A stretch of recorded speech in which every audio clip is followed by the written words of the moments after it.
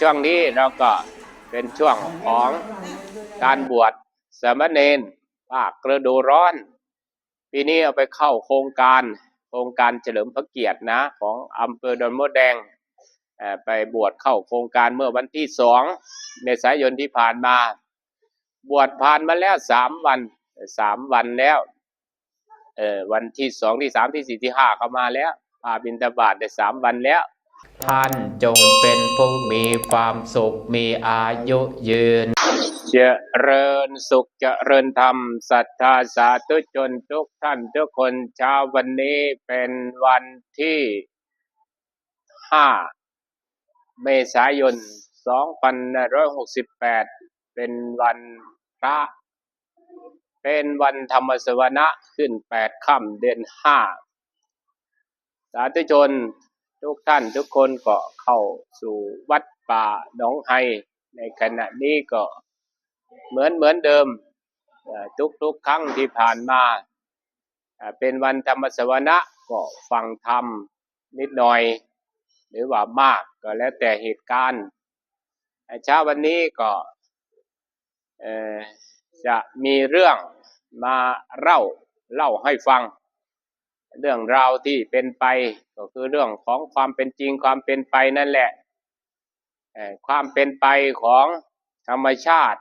เราก็รู้กันอยู่เนาะช่วงนี้เกิดแผ่นดินไหวตึกถล่มคนตายจำนวนมากคนที่รอดก็จำนวนมากคนที่บาดเจ็บก็มีคนที่ช่วยเหลือก็มีนั่นน่ะมันแสดงออกถึงอะไรคนที่ตายก็แสดงออกถึงว่าหมดอายุนะหมดอายุคนที่เก็บไข้คนที่เก็บอยู่ยังไม่ตายก็ถือว่าชดใช้ไปคนที่ช่วยเหลือก็เป็นการสร้างบุญสร้างกุศลอย่างหนึ่งเหมือนกันเรื่องราวของแผ่นดินไหวนี่แผ่นดินไหวนี่องค์สมเด็จพระสัมมาสัมพุทธเจ้าตรัสไว้ตรัสกับพระอานนท์มีอยู่8 อย่างเนี่ยมันเกิดมานานแล้วนะแผ่นดินไหวเนี่ยมันเกิดมานานแล้วมันก็คอยเกิดไปเรื่อยๆ100 ปีหรือว่า50 ปีบางครั้งบางทีมันก็ทีหน่อย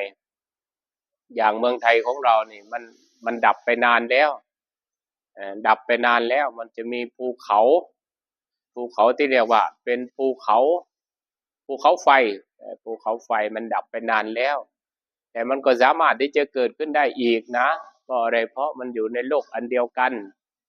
ที่องค์สมเด็จพระสัมมาสัมพุทธเจ้าตรัสไว้น่ะมี8 ประการหนึ่งแผ่นดินเนี่ยแผ่นดินของเราเนี่ยมันตั้งอยู่บนน้ำน่ะตั้งอยู่บนอากาศตั้งอยู่บนลมตั้งอยู่บนอากาศถ้าเมื่อได้ลมแปรปรวนพัดอากาศให้หวั่นไหวน้ำย่อมกระเพื่อมเมื่อน้ำย่อมกระเพื่อมแล้วแผ่นดินย่อมไหวนี่เป็นข้อแรกข้อนี้มันจะตรงกับวิทยาศาสตร์เลยนะข้อแรกข้อเดียวนี่นะตรงกับวิทยาศาสตร์ก็มองไปว่ามันมีรอยเลื่อนแผ่นดินตั้งอยู่บนน้ำตั้งอยู่บนอากาศตั้งอยู่บนลมตั้งอยู่บนอากาศเนี่ยพระพุทธเจ้าว่าอย่างนั้นลมมันแปรปรวนมันพัดผิดปกติไปมันพัดอย่างแรงหรือว่ามันแปรปรวนมันก็ทำให้น้ำกระเพื่อมพอน้ำมันกระเพื่อมแผ่นดินก็ไหวอย่างนี้นะเป็นอย่างนั้นนะแล้วมาสังเกตดูปีนี้เนี่ย2568เนี่ยลมหนาวมันหนาวมาจนถึงเดือน5เนี่ยนะหนาวเดือน5ที่เราเคยได้ยินกันนะอันเป็นความจริงนะเป็นความจริงทุกวันนี้ก็ยังหนาวอยู่ขนาดเข้ามาสู่เดือน5แล้วนะเดือนเมษายนถ้าเป็นปีก่อนปีหลายปีผ่านมาก็มีแต่ร้อนกับร้อนนั่นแหละถ้าเข้าเดือนเมษาแล้วแต่ปีนี้มันยังหนาวอยู่ยังมีลมหนาวอยู่อากาศ ช่วงเย็นช่วงกลางคืนก็ยังเย็นอยู่นั่นแหละญาติโยมสาธุชนทั้งหลายก็ให้รู้จักรักษาสุขภาพนะอาตมาภาพผู้บอกนี่ก็รักษาเหมือนกันนั่นแหละรักษาสุขภาพไว้เพื่ออะไรเพื่อจะได้บำเพ็ญบุญเพื่อจะได้บำเพ็ญคุณงามความดีต่อไปถ้าชีวิตเรายังอยู่ เราก็สามารถที่จะบำเพ็ญบุญต่อไปได้ข้อที่สองแห่งการเกิดแผ่นดินไหวเกิดจากผู้มีฤทธิ์บันดาลผู้มีฤทธิ์บันดาลเนี่ยท่านบอกไว้ว่าสมณะหรือพราหมณ์ที่มีฤทธิ์นะที่มีฤทธิ์ก็คือมีฤทธิ์มีเดชนั่นแหละเขาบันดาลให้เป็นไปอย่างนั้นเป็นไปอย่างนี้ให้แผ่นดินแยกในครั้งพุทธกาลก็มีพระทำให้แผ่นดินแยกให้คนดูเหมือนกันนะให้คนดูว่านี่มันเป็นอย่างนี้นะทำได้ไหมมีคนมาทดลองมาท้ามาทายว่าทำอย่างนั้นอย่างนี้ได้ไหมก็เลยแยกให้ดูเลยถ้าแสดงฤทธิ์อย่างนั้นองค์สมเด็จพระสัมมาสัมพุทธเจ้าก็ห้ามนะห้ามถ้าแยกอย่างนั้นเนี่ยมันคงจะไม่เป็นอันตรายกับสัตว์หรือบุคคลหรอกเพราะอะไรจึงเป็นอย่างนั้นเพราะสมณะหรือพราหมณ์นั้นส่วนมากก็ตั้งอยู่บนความเมตตาถึงแม้แผ่นดินมันจะแยกมันก็ไม่ได้แยกไปเพื่อจะไปทำลายคนเนี่ยนะข้อที่สามพระโพธิสัตว์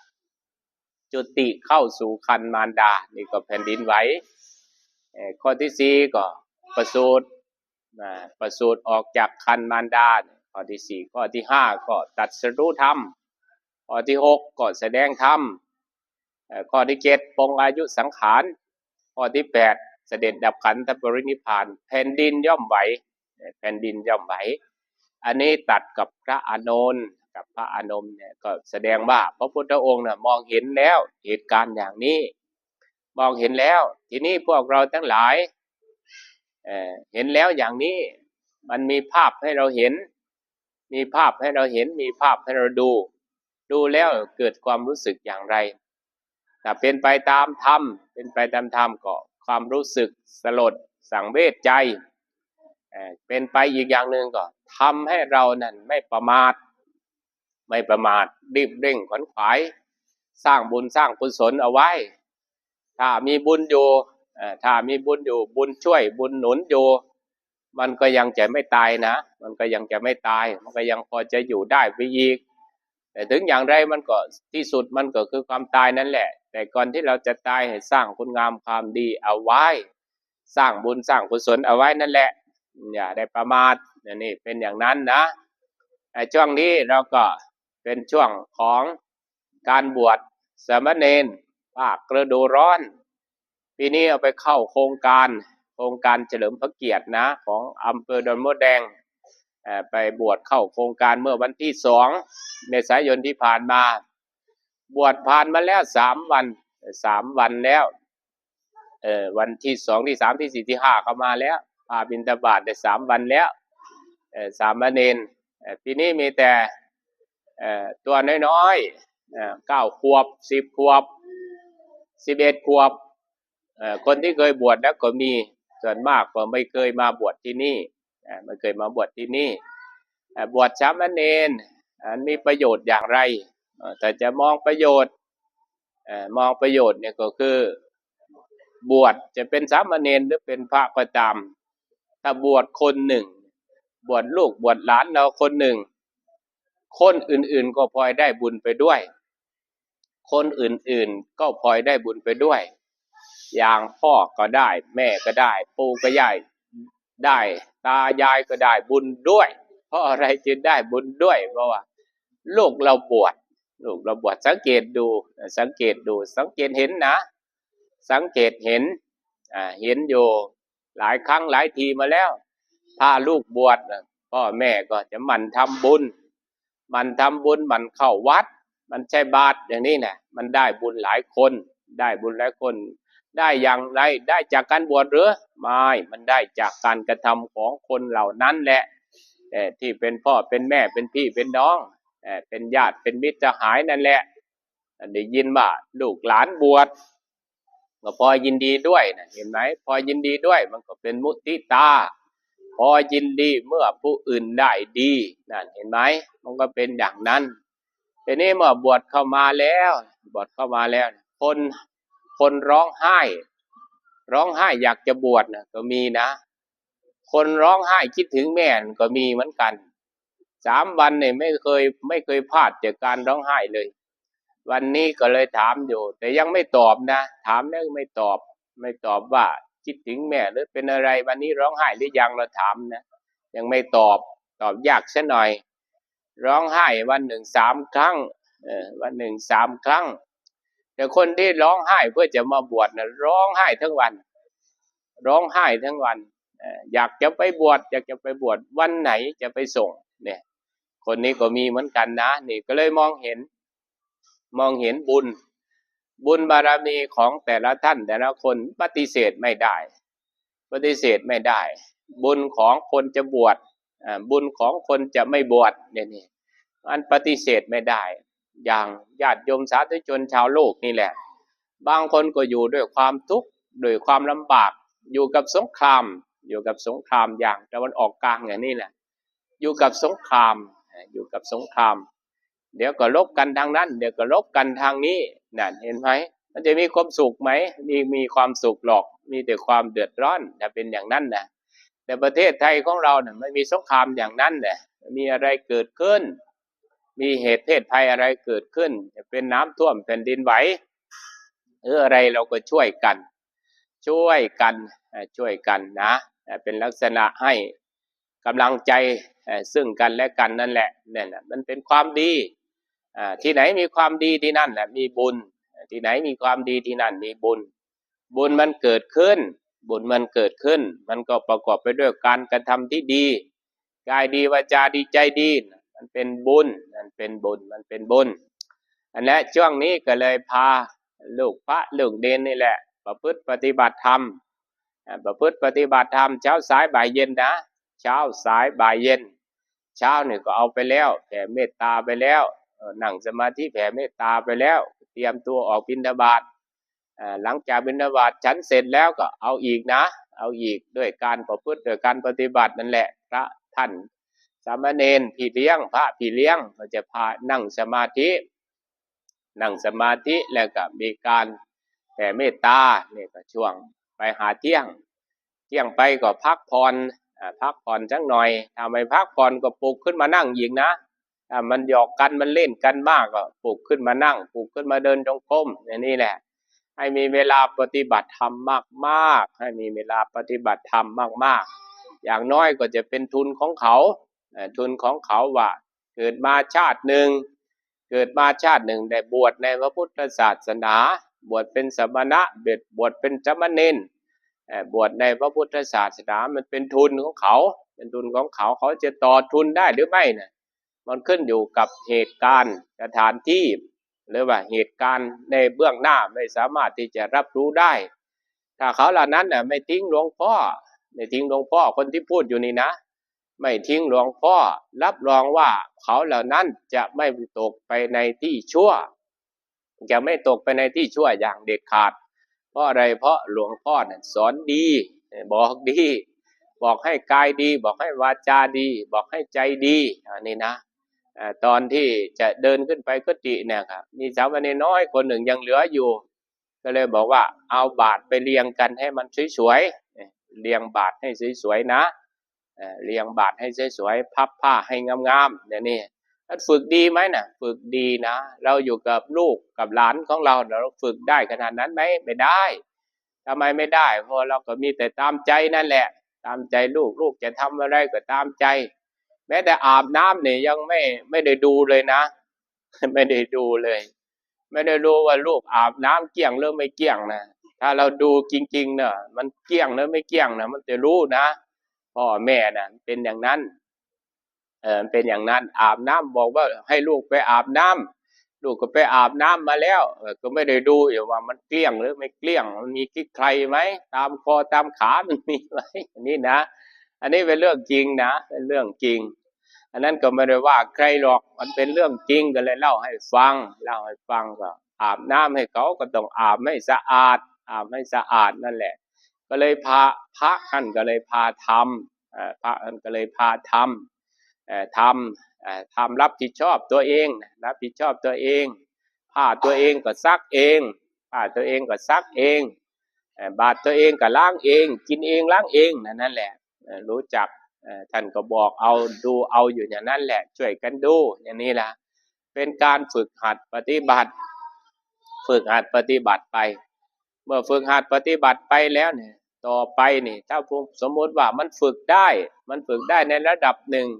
ญาติโยมสาธุชนผู้เป็นพ่อเป็นแม่เป็นปู่เป็นย่าเป็นตาเป็นยายก็ต้องต่อยอดให้เขานะต่อยอดให้เขาเพราะอะไรจึงต่อยอดให้เขาเพราะว่าเขาจะต้องไปพบกับเพื่อนเพื่อนของเขานั่นแหละเพื่อนต่างวัยก็มีเพื่อนวัยเดียวกันก็มีการคบเพื่อนนะพระพุทธองค์ก็บอกไว้ว่าให้คบกัลยาณมิตรกัลยาณมิตรคือการคบเพื่อนดีถ้าเพื่อนดีมันก็ไปจะแนะนำไปในทางที่ชั่วมันจะไม่แนะนำไปในทาง ทำผิด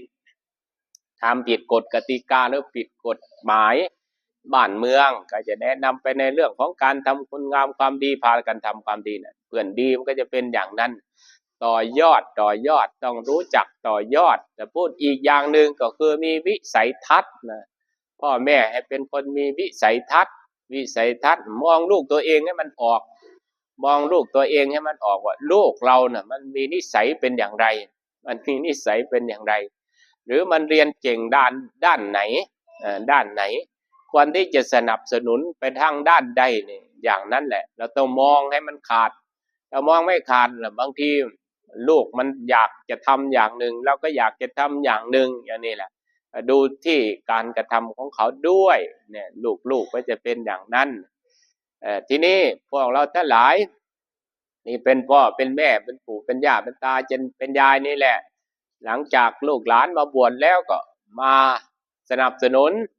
ให้เสบียงกันดื่มกันฉันกันอยู่กันพักผ่อนนี่แหละก็อยู่ประมาณนี้แหละได้บุญด้วยกันทั้งนั้นแหละได้บุญด้วยกันทั้งนั้นการบำเพ็ญบุญนี่ก็เลยเป็นเรื่องที่จะต้องทำอยู่บ่อยๆทำอยู่เรื่อยๆทำอยู่เนืองๆจะเกิดเหตุการณ์หรือไม่เกิดเหตุการณ์ก็ควรทำบุญทำไมยิ่งทำบุญล่ะทำบุญมันดีกว่าทำบาปอย่างแน่นอนคนทำบาปหรือว่าคนทำไม่ดีเนี่ยมันเป็นอย่างไรเราก็รู้กันอยู่ใช่ไหมรู้กันอยู่คนทำผิดอย่างคนที่ฆ่าพ่อฆ่าแม่อย่างนี้น่ะสุดท้ายมันจะไปไหนน่ะเขาก็จับเข้าไปขังคุกตลอดชีวิตบางทีไม่ได้ออกมาเลยนะตายในคุกเลยเนี่ยนั่นแหละมันเป็นบาปมันก็จะเป็นอย่างนั้นพระพุทธองค์ตรัสไปแล้วมันไม่มีสิ่งอะไรจะไปโต้แย้งท่านอะไรที่จะไปแย้งท่านหรอกพระพุทธเจ้าตรัสไว้แล้วบาปก็คือบาปบุญก็คือบุญนั่นแหละดีก็คือดีนั่นแหละมันไม่เป็นชั่วอย่างแน่นอนถ้ามันเป็นดีแล้วนะดีบริสุทธิ์ชั่วมันก็เป็นของมันอยู่อย่างนั้นดีมันก็เป็นของมันอยู่อย่างนั้นเราก็ต้องเลือกเอาเลยทีนี้เลือกอะไรเลือกทำความดีความดีน่ะมีอยู่3ทางนี่นะมีอยู่3ทางไม่มีมากทางเท่าไหร่หรอกมีอยู่3ทาง1กายดีอย่างเรานั่งอยู่ในกายดีไหมดีไม่มีใครไม่มีใครฆ่าไม่มีใครทะเลาะกันนี่แหละดีกายดีนั่งอยู่อย่างนี้กายดีวาจาดีไหมดีสงบระงับไม่พูดไม่จากันนี่ก็แปลว่าวาจาเราดีแต่พูดออกไปมันอาจจะพูดเท็จพูดส่อเสียดพูดคำหยาบพูดเพ้อเจ้อแต่ว่านี่เราไม่พูดไม่พูดแล้วก็เลยเป็นวาจาดีใจที่นี่ใจนี่สำคัญกว่าอย่างอื่นนะถ้าใจนี่สำคัญกว่าอย่างอื่นถ้าใจดีอย่างเดียวมันก็จะออกมาทางวาจาด้วยมันก็จะออกมาทางกายด้วยถ้าใจมันดีนะถ้าใจมันไม่ดีมันก็ออกมาทางสีหน้าอาการคำพูดอย่างนี้แหละเป็นอย่างนั้นแล้วก็เลยมาฝึกจิตฝึกใจของเราในวันพระอย่างนี้วันทำสมณะอย่างนี้แหละควรที่จะมาฝึกจิตฝึกใจอย่างน้อยก็ได้ฟังธรรมะเข้ามาแล้วก็ได้ฟังธรรมะได้ให้ทานได้รักษาศีลได้เจริญภาวนาอย่างนี้นั่นแหละมันเลยเป็นส่วนดีนะเป็นส่วนดีฝึกหัดปฏิบัติเอาของใครของเรานั่นแหละอย่างน้อยก็ทุกคนก็มีทุนอยู่แล้ว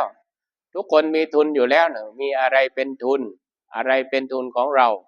ทุนของเราก็คือการเกิดขึ้นมาเป็นมนุษย์นี่แหละคือทุนอันหนึ่งทุนที่ติดตามเรามาก็คือลมหายใจนั่นแหละใช้ให้มันเป็นประโยชน์ใช้ให้มันมีธรรมะใช้ให้มันเป็นสิ่งที่จะนำพาให้เราอยู่เย็นเป็นสุข ถ้าเราใช้ไม่เป็นหรือว่าปล่อยปละละเลยมันก็มีอยู่นะตราบใดที่เรายังไม่ตาย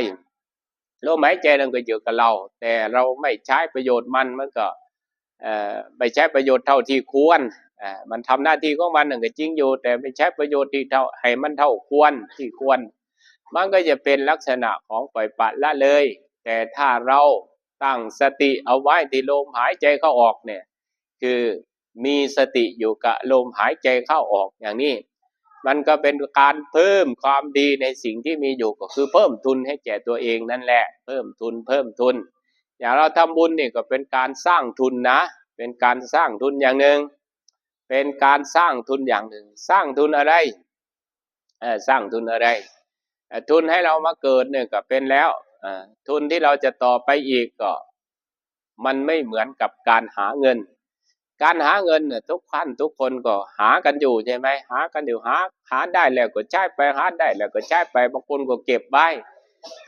พอตายไปทีนี้พอตายไปมีใครเอาไปได้ไหมมีใครเอาไปได้ไหมอย่างวัดป่าน้องไฮนี่สร้างใหญ่โตนี่ก็ไม่คิดว่าจะเอาไปด้วยนะไม่คิดว่าจะเอาไปด้วยสร้างไว้ให้แก่ศาสนาถ้าสมมติว่าจะมาภาพมรณภาพไปก็มีองค์ใหม่มาอยู่มาดูแลถ้าไม่มีลูกศิษย์ลูกหาจะเอาองค์ที่ไหนล่ะมาอยู่วัดป่าหนองไฮมันเป็นสาขาของวัดหนองป่าพงสาขาวัดหนองป่าพงเนี่ยมีอยู่400สาขา400กว่าสาขาที่นี่400กว่าสาขาเนี่ยท่านก็จะพิจารณาให้ลูกได้องค์หนึ่งมาอยู่ถ้าไม่มีใครจริงๆเนี่ยมันเป็นอย่างนั้นนะ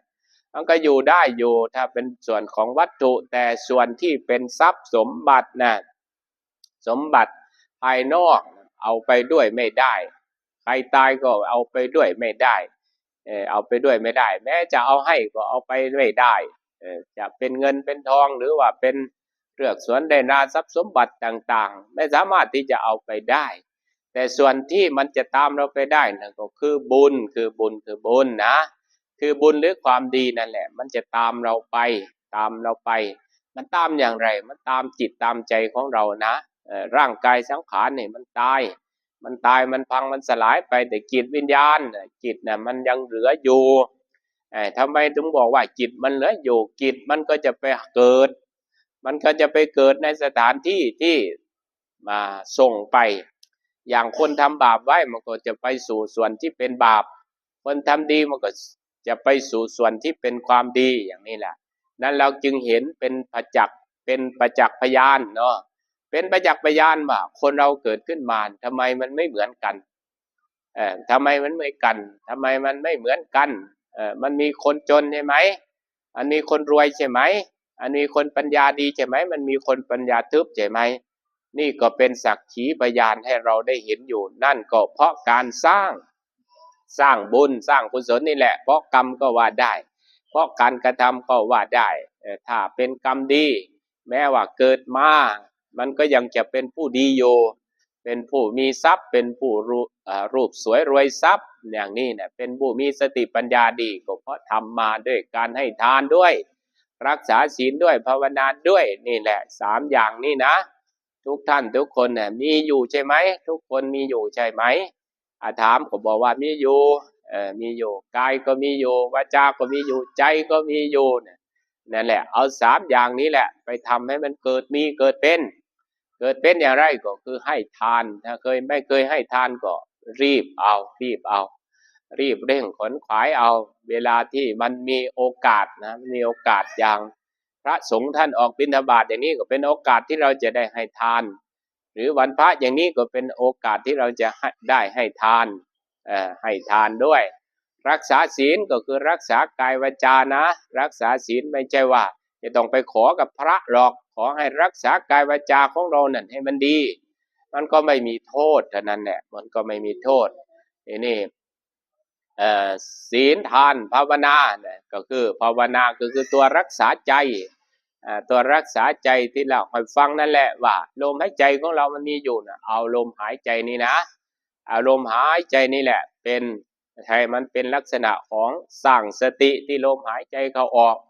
อย่างที่พูดให้โยมฟังอยู่บ่อยๆนะพูดบ่อยๆมันทำได้จริงๆนะวันไหนมีความรู้สึกไม่สบายมีความรู้สึกไม่สบายวันนี้มันเป็นอะไรก็ไม่รู้มันเหมือนกับจะไม่สบายอย่างนี้อาตมาภาพไม่ให้มันเกิดนะไม่ให้มันเกิดถ้ามันจะเป็นไข้อย่างนี้ก็ไม่ให้มันเกิดถ้าจะให้มันป่วยอย่างนี้ก็ไม่ให้มันเกิด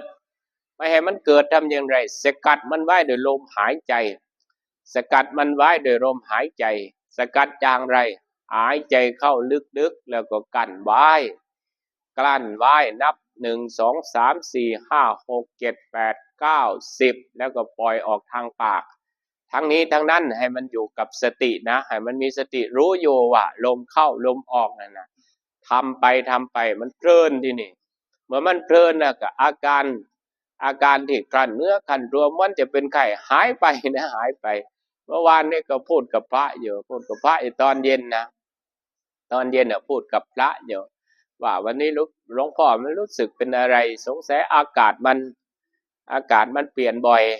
มันจะเป็นไข้ก็ไม่ใช่มันจะปวดหัวก็ไม่ใช่แต่มันเป็นลักษณะที่ไม่สบายเนื้อไม่สบายตัวพอพูดเสร็จแล้วก็ไปส่งน้ำส่งน้ำแล้วก็ไปนั่งสมาธิกำหนดภาวนาพระเนนทำวัดนี่นะแต่ทั้งนี้ทั้งนั้นก็กั้นลมหายใจดูแล้วนะกั้นลมหายใจดูแล้วก็ปล่อยออกมาอย่างมีสติอย่างนั้นแหละอันนี้เป็นการรักษาสุขภาพด้วยแต่ถ้าไม่ทำถึงขนาดนั้นก็ให้มีสติอยู่อย่าหลับตาถ้าหลับตาเนี่ยมันจะไปทางความคิดของเรามันฟุ้งซ่านอันนี้เป็นความจริงนะแต่ว่าภาพทดสอบดูแล้วถ้าเราหลับตาเนี่ยความคิดมันไปได้มากกว่าทั่วโลกเลยความคิดแต่ถ้าเราลืมตาแต่มองใกล้ๆนะมองต่ำๆมองต่ำๆเหมือนพระพุทธรูปมองนั่นแหละพระพุทธรูปท่านมองลงต่ำๆคือสำรวมอย่างน้อยมันเห็นปลายจมูกเนี่ยแค่นี้แหละลืมตาไว้มันเห็นปลายจมูกแค่นั้นดูลมหายใจเข้าออกดูลมหายใจเข้าออกอย่างนี้นะไม่ฟุ้งซ่านเป็นปัจจุบันนะเป็นปัจจุบันถ้าลืมตาเป็นปัจจุบันถ้าหลับตาเนี่ยคนที่ฝึกมานานแล้วนะมันก็ได้อยู่แต่คนที่ฝึกใหม่ๆเนี่ยฝึกไม่หลับตาจะดีกว่าฝึกไม่หลับตาจะดีกว่าเพราะอะไรเพราะมันเป็นปัจจุบันชีวิตนี้แหละทุกท่านทุกคนให้อยู่กับปัจจุบันอดีตมันผ่านไปแล้วเราไม่สามารถที่จะไปแก้ไขมันได้อนาคตก็ยังไม่มาอนาคตก็ยังไม่มาถึงยังไม่ได้ประสบพบเห็นในวันข้างหน้าแต่ปัจจุบันนี้เรารู้ตาเราเห็นหูเราได้ฟังใจเรารับรู้อย่างนี้มารู้ปัจจุบันเนี่ยรู้ดีรู้ชั่วก็รู้ในปัจจุบันถ้ารู้ในปัจจุบันนั่นแหละมันเข้าถึงคำสอนของพระพุทธเจ้านะเข้าถึงคำสอนของพระพุทธเจ้ารู้เหตุรู้ผลมันว่าอะไรมันทำให้เราทุกข์อะไรมันทำให้เราสุขหรือมันทำอะไรที่มันทำให้เราอยู่เย็นเป็นสุขได้มันมีอะไรถ้าเราดูปัจจุบันเราก็จะรู้นะบางคนเนี่ยทุกข์อยู่ทุกข์กายก็ทุกข์ทุกข์ใจก็ทุกข์แต่ไม่รู้ว่ามันเป็นอะไรเพราะอะไรเพราะไม่ได้ดูที่ปัจจุบันไม่ได้ดูที่ปัจจุบันถ้าดูที่ปัจจุบันเนี่ยก็คือมันดูลมหายใจเข้าออกนี่นะญาติโยมสาธุชนทุกท่านทุกคนให้มันครบอย่างนี้ให้มันมีทานด้วยให้มันมีการรักษาศีลด้วยรักษากายวาจาให้มีการภาวนาด้วยคือดูลมหายใจเข้าออกอันนั้นวันนี้ก็เลยเล่าให้ฟังว่าช่วงนี้มีลูกมีหลานมาบวชภาคฤดูร้อนบวชประพฤติบวชปฏิบัติพาลูกหลานนี่แหละพาประพฤติพาปฏิบัติก็ได้บุญด้วยญาติโยมสาธุชนผู้เป็นพ่อเป็นแม่เป็นปู่เป็นย่าเป็นตาเป็นยายก็ดีใจชื่นชมอนุโมทนาด้วยกับลูกกับหลานนั่นแหละมันก็เป็นบุญของญาติของโยมถ้ามันเป็นบุญอย่างนั้นแหละก็ให้ต่อยอดเอานะต่อยอดบุญทำไปเรื่อยๆสนับสนุนไม่ว่าจะเป็นค่าอาหารไม่ว่าจะเป็นค่าอาหารค่าน้ำปานะหรือว่าความเป็นอยู่ต่างๆเราก็สนับสนุนเข้ามาก็เป็นบุญของญาติของโยมฉะนั้นวันนี้พูดมาสมควรเจเวลาขออนุโมทนากับญาติโยมสาธุชนทุกท่านทุกคนที่มา ทำบุญในวันธรรมสวนะอย่างนี้ขออนุโมทนาบุญกุศลอันใดที่พวกท่านทั้งหลายได้กระทำบำเพ็ญมาแล้วในอดีตกำลังบำเพ็ญอยู่หรือจะบำเพ็ญต่อไปขออนุโมทนาอย่างยิ่งบุญกุศลอันใดที่อาตมาภาพพร้อมโดยคณะสงฆ์ได้ประพฤติปฏิบัติมาในการบวชในพระศาสนารักษาศีลเจริญสมาธิเจริญปัญญาแสดงพระธรรมเทศนาในที่ต่างๆด้วยอำนาจแห่งคุณพระรัตนตรัยคือพระพุทธพระธรรมพระสงฆ์ขออุทิศบุญนี้ให้ถึงแก่หมู่ญาติของพวกเราที่ล่วงลับละโลกนี้ไปญาตินั้นอาจเป็นพ่อเป็นแม่เป็นปู่เป็นย่าเป็นตาเป็นยายเป็นสามีภรรยาลูกหลานหรือแม้กระทั่งเปรตญาติตลอดจนเหล่าเทพเทวาผู้ปกปักรักษาสถานที่แห่งนี้เหล่าเทพเทวาผู้ปกปักรักษาญาติโยมทุกคนนายเวรผู้ติดตามพวกท่านทั้งหลายและสรรพสัตว์ทั้งหลายผู้ตกทุกข์ได้ยากผู้มีความลำบากผู้เคยเบียดเบียนกันตลอดจนพวกสัมภเวสีผู้ท่องเที่ยวหาที่เกิดแสวงหาที่เกิดผู้ไร้ญาติขาดมิตรจงอธิษฐานรับบุญเมื่อได้บุญแล้วตกทุกข์ให้พ้นจากทุกข์มีสุขให้สุขยิ่งขึ้นไปมีความสุขแล้วมีอานุภาพแล้วโปรดปกป้องคุ้มครองพวกพี่น้องลูกหลานญาติมิตรทั้งหลายให้มีแต่ความสุขมีแต่ความเจริญยิ่งขึ้นไปจงทุกท่านทุกคนเทอญ